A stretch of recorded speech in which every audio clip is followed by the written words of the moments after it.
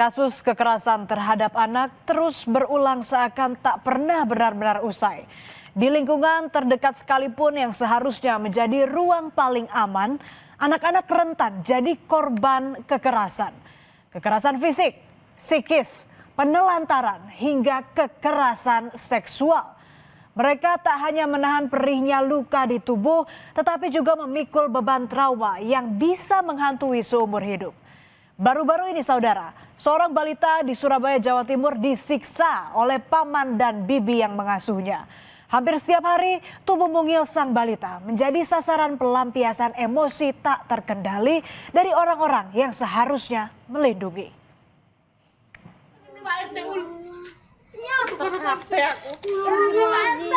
Peristiwa pilu itu terungkap pada Senin 9 Februari 2026. Tangisan seorang balita pecah di sebuah kamar indekos yang terkunci di Surabaya, Jawa Timur. Dari balik tembok, ia memanggil-manggil tetangga di samping kamarnya. Sang tetangga mendengar suara kecil itu memanggilnya berkali-kali. Dari sinilah aksi keji paman dan bibi balita tersebut terbongkar.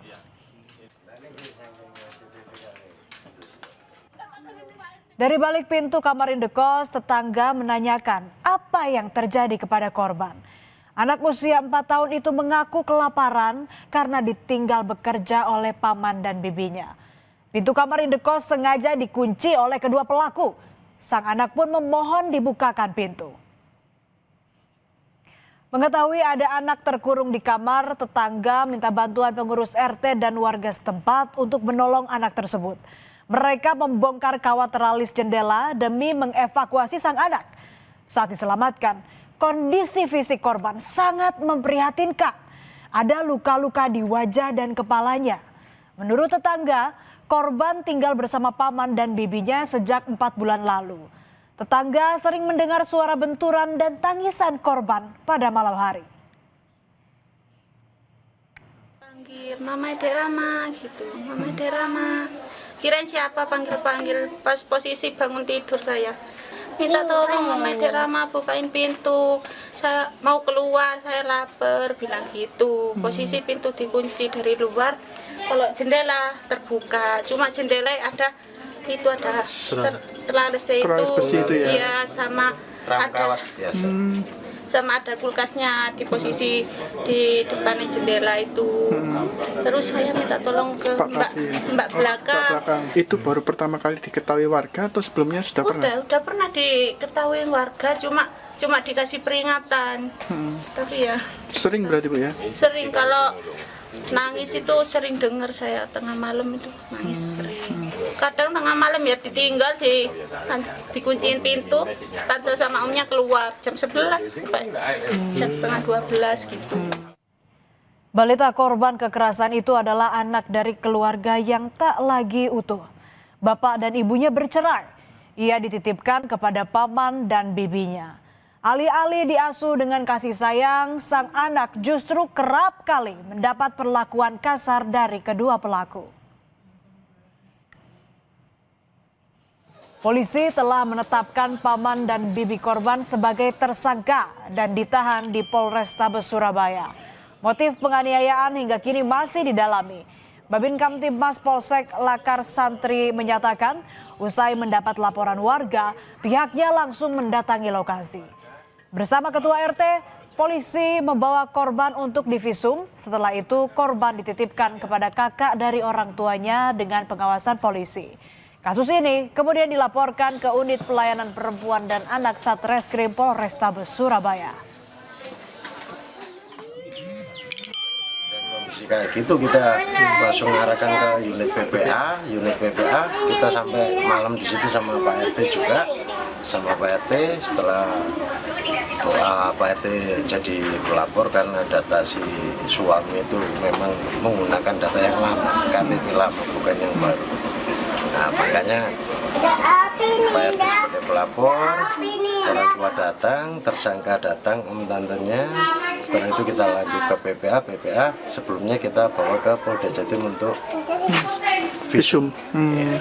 Artinya kepolisian membenarkan ada kejadian ini Pak ya? Yes. Ada kekerasan ini Pak ya?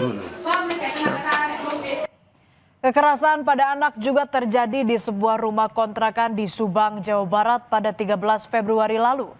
Gara-gara cekcok dengan suami, seorang ibu tega membekap anak kandungnya menggunakan bantal hingga tewas. Pelaku mengaku tak berniat menghilangkan nyawa sang anak. Ia hanya berniat meredam tangisan anaknya dan tak menyangka bekapannya berujung maut. Namun demikian, penyelidikan polisi mengungkap fakta memilukan. Pelaku mengaku kesal kepada suaminya hingga tak sengaja melampiaskan kekesalannya kepada sang anak yang menyandang autisme sejak usia 2 tahun.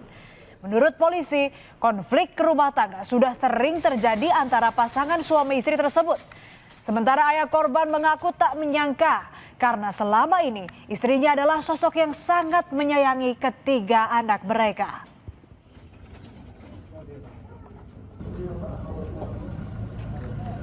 Harap jangan menjustis istri saya seperti apa. Yang jelas mah istri itu sayang sekali sama anak-anaknya, mendidik anaknya. Gak tahu itu tanggal 13 itu gak tahu seperti apa. Kejadian ini terungkap dengan cara yang tak biasa, yaitu pelaku menyerahkan diri ke polisi. Pelaku datang ke Polsek Subang sambil menangis dan mengakui telah membunuh anaknya secara tidak sengaja. Meski demikian, polisi masih mendalami motif ibu membekap anaknya dengan bantal hingga tewas. Usai pelaku menyerahkan diri, polisi melakukan olah TKP dan memeriksa jenazah korban. Dari hasil pemeriksaan, tidak ditemukan tanda-tanda bekas kekerasan di tubuh korban. Pelaku saat ini masih menjalani pemeriksaan di unit PPA Satreskrim Polres Subang.